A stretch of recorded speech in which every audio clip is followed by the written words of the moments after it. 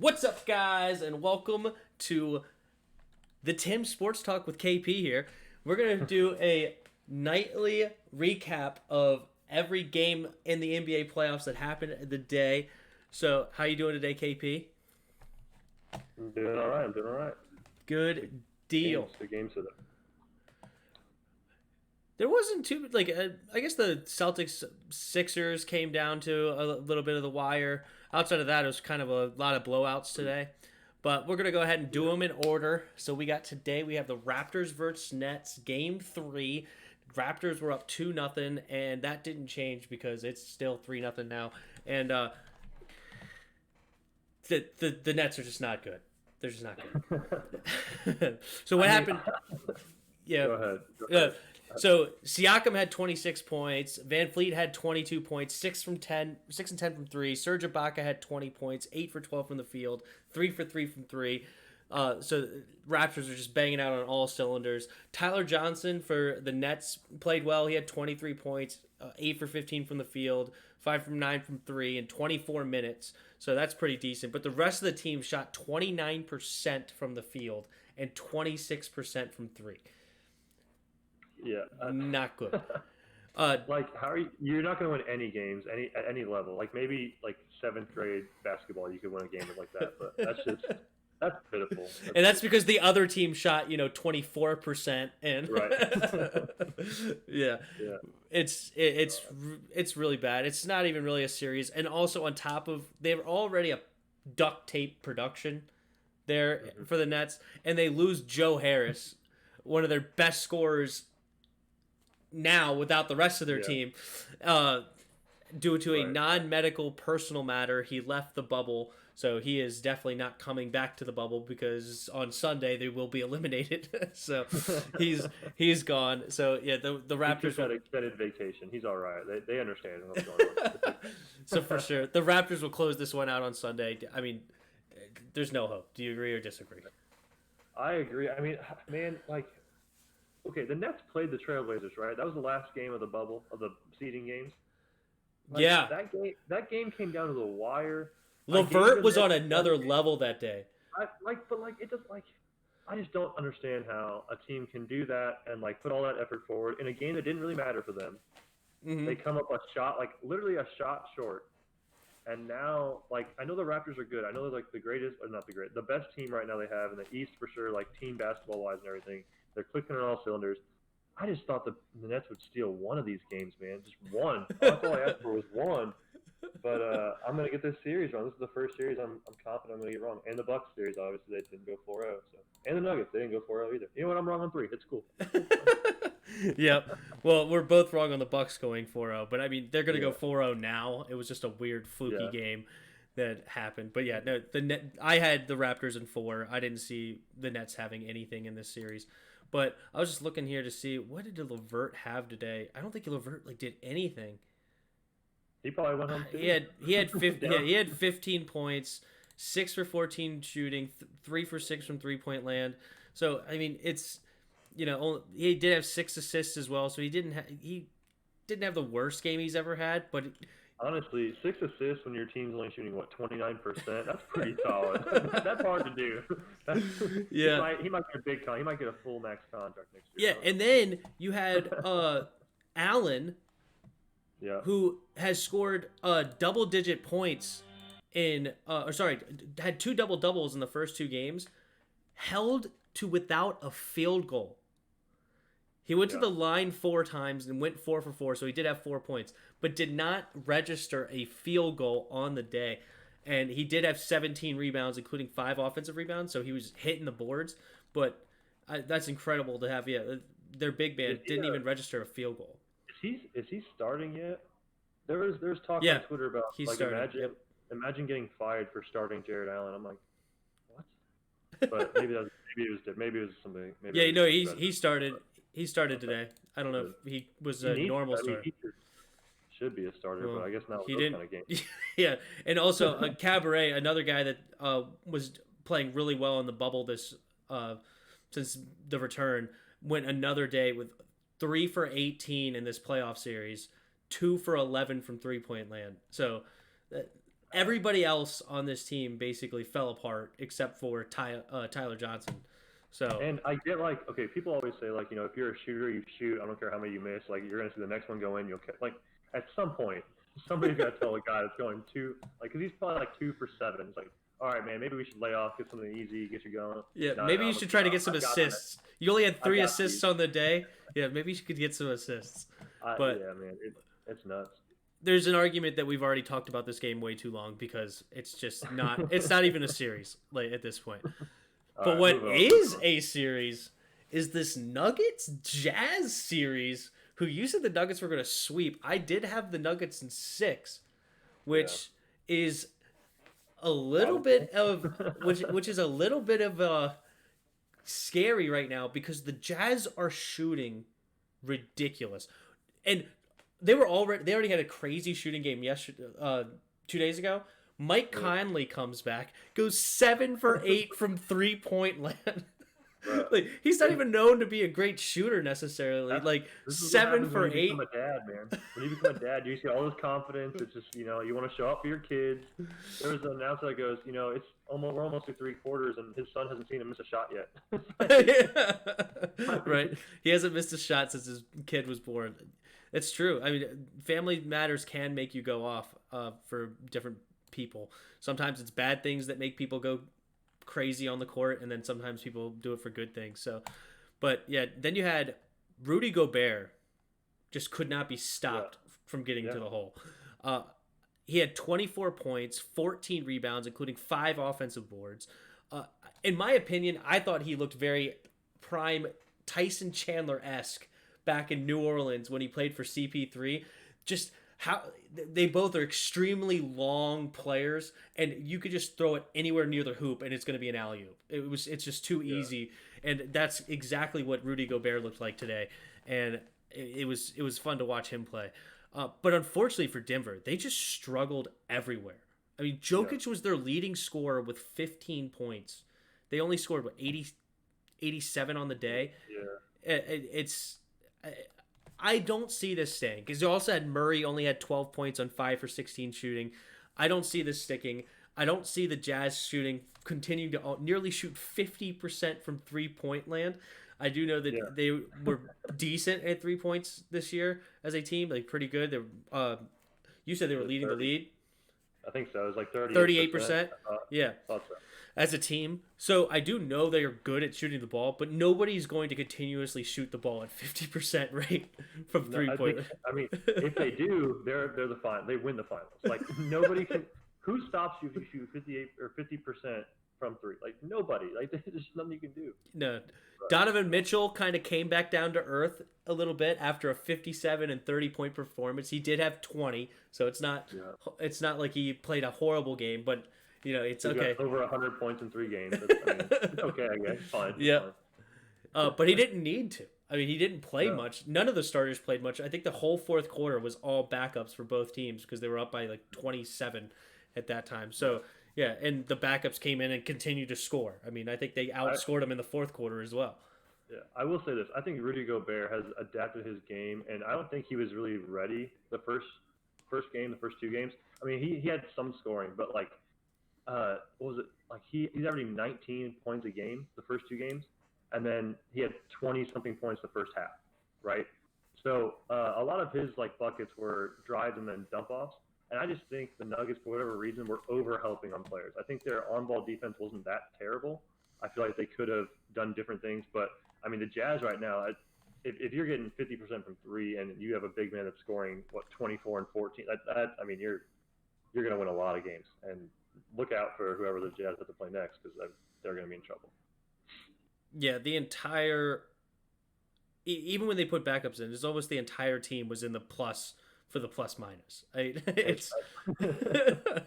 So it was just a bad day for Denver. I predict that Denver will come back this game 4 and tie up the series, and we will have a knotted series after 4 games, and then it will be, will the Nuggets win 3 in a row to prove me at game 6 right? Yeah.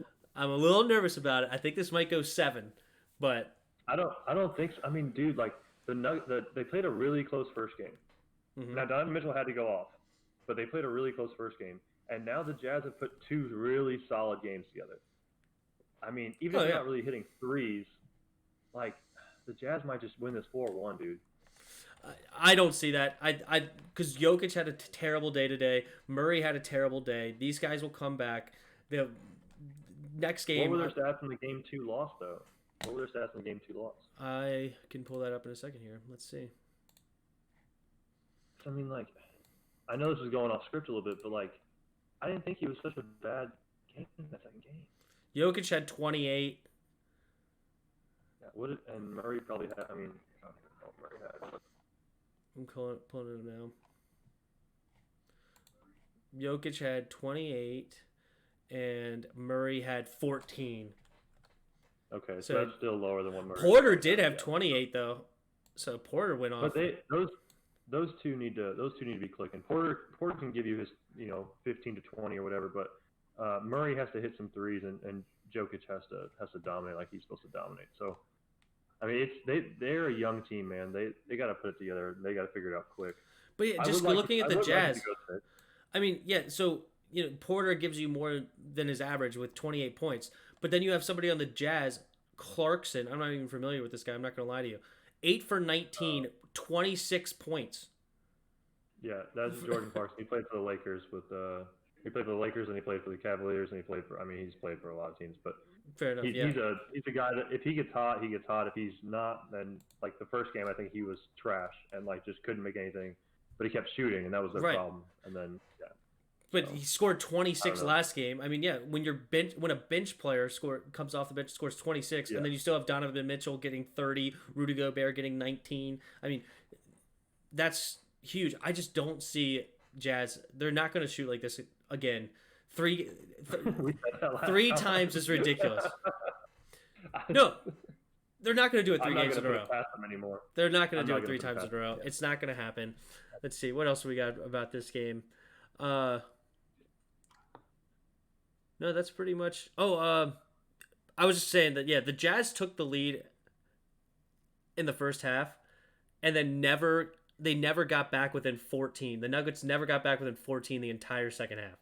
Like, it was just an absolute slaughter for the entire game.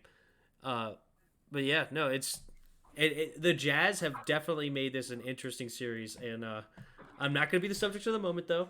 I think the Nuggets will come back, but the Jazz are looking really good. I'm done wearing that Nuggets jersey, that's for sure. Like, it sits right here. This jersey is no longer going to be on me. It's going to be just chilling.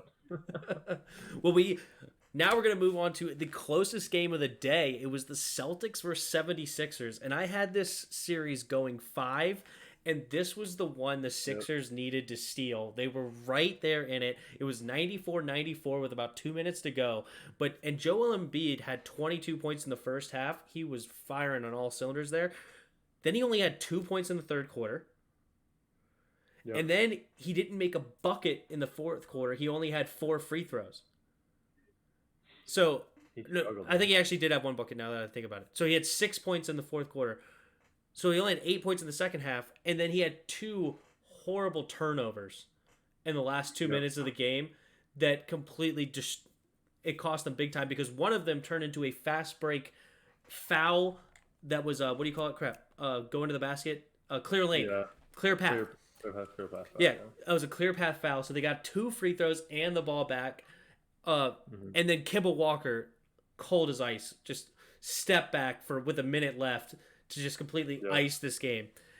He had 24 points in the day. Jaylen Brown had 21. It was a good team effort by the Celtics as far as scoring. Nobody really went absolutely off.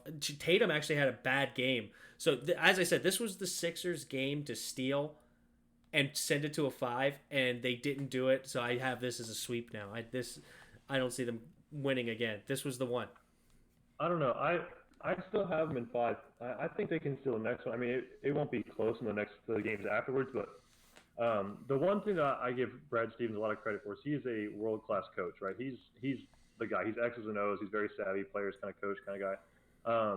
And what he did in the second half to limit Joel Embiid and obviously like shut him down was they ran a like 1-2-2 kind of matchup zone almost, or a 2-3 matchup zone.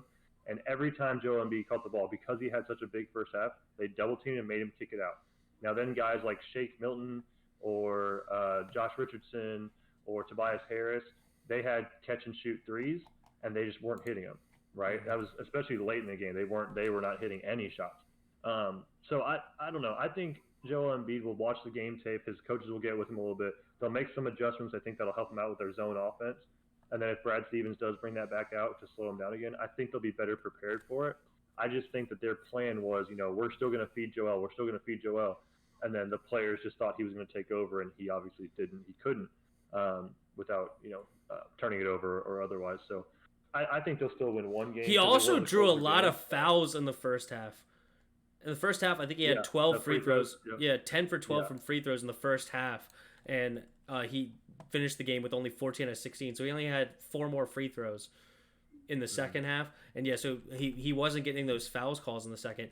But we were talking about the Nets shooting terribly with that 29%. But that was after I took away Tyler Johnson's numbers.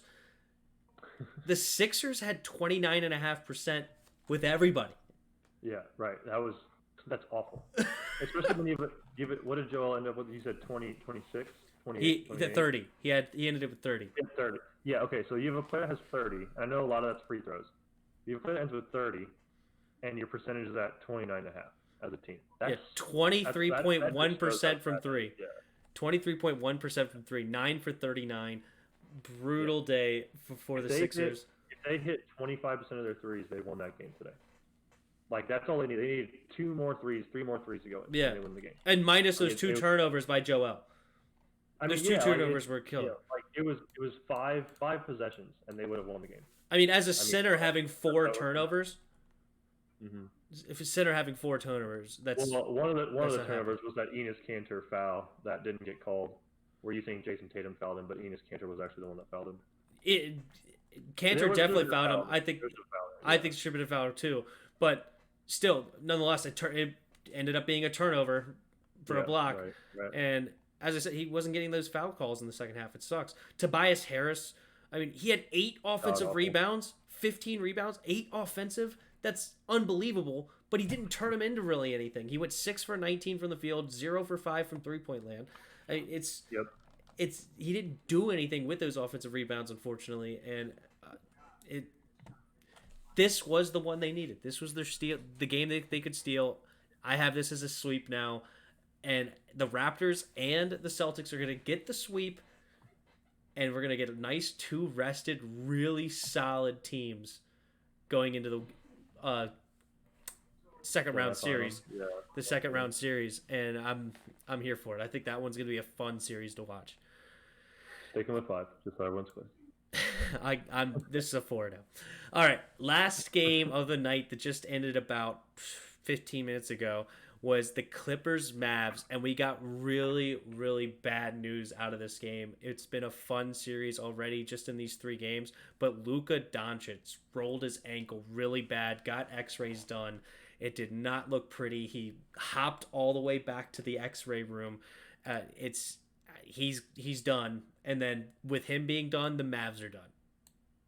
Yeah, for sure. Unless Seth Curry decides to absolutely ball out, get a triple-double every game, and then they might have a chance of losing by 10. Dude, Seth Curry right now, I was telling you during the game, Steph Curry, I believe, put a beard on and decided he was going to join the bubble instead of his brother, because that is what Steph Curry's looking like. Steph Curry had a play against Paul George where he pickpocketed him. Oh, you're mixing up their names. Seth Curry. I'm doing it already. Okay. Seth Curry. Yes. No, I'm saying it's Steph. I told you. Steph came in with a beard. No, Seth Curry came in, pickpocketed Paul George.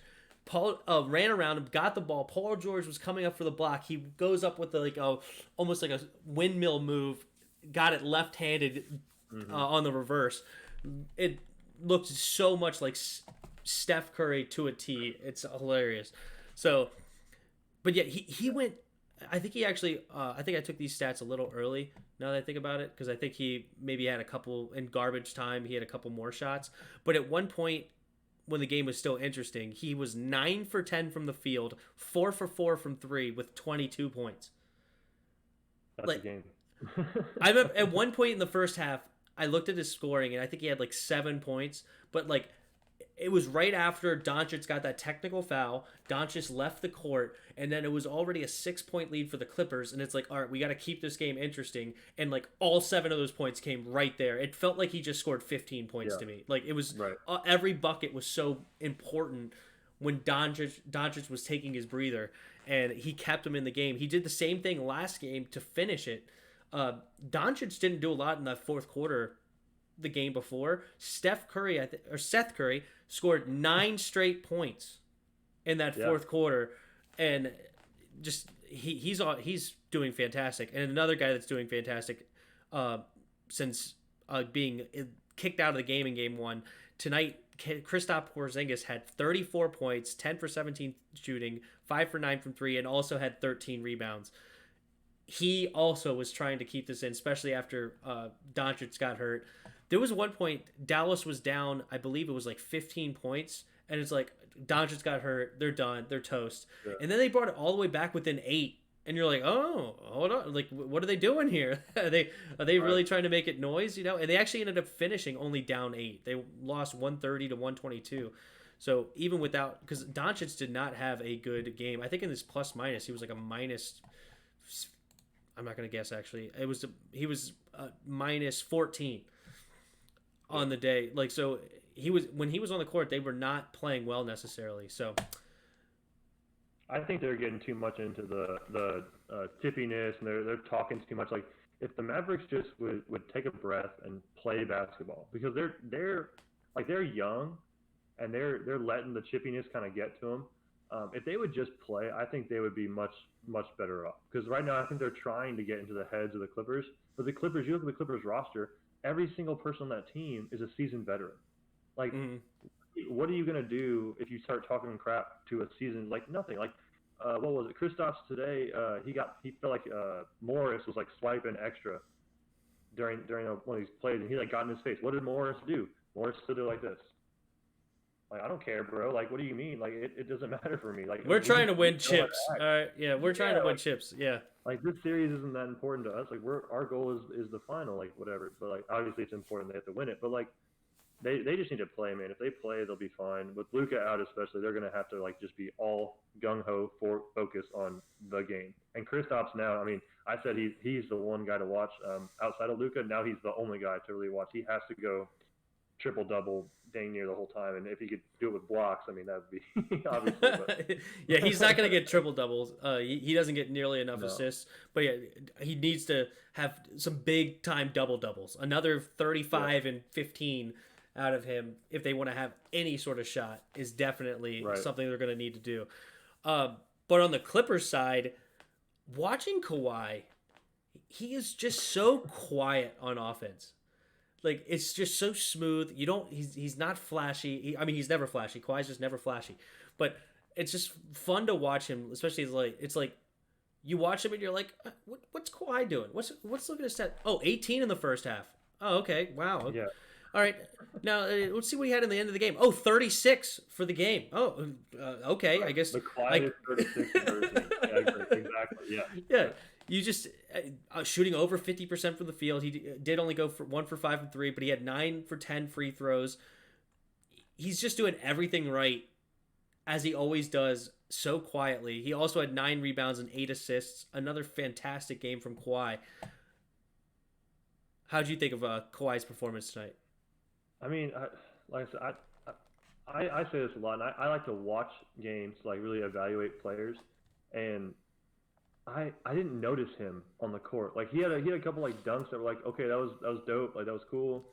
He had a couple passes that were like, okay, like that's a really good pass, and you found a guy. But like then you look at his stats later, and you're like, dude, he dominated this game. Yeah. How did he like? It was the quietest, almost triple double that we probably have in history. Like, for real. I don't know. I'm right there with you. Playoff series. I mean, yeah. So I mean, part of this is also like who's guarding him, because I don't even know the number 42 who's guarding him half the game. But at the same time, like, who else are you going to put on him that's going to slow him down? Like, there's nobody on your team. So, yeah, that's absolutely kudos to Kawhi. Yeah. I mean, maybe Tim Hardaway would be a better matchup, but, somebody's got to guard the other 6 offensive players on their team. Yeah, well, Tim Hardaway's not going to guard that turnaround fadeaway jumper mid range. I mean, nobody's guarding that. Well, nobody is. That's why Yeah, it's like he was might as well put somebody a that has beast. a little shot. But But another storyline that's going to continue in this series and maybe throughout the playoffs right now is Paul George cannot shoot the ball in the ocean. I mean, good grief.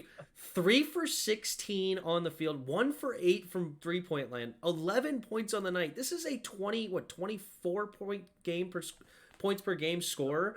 And last game he had 15. This game he had 11. Like, this could be a big problem when they. Yeah.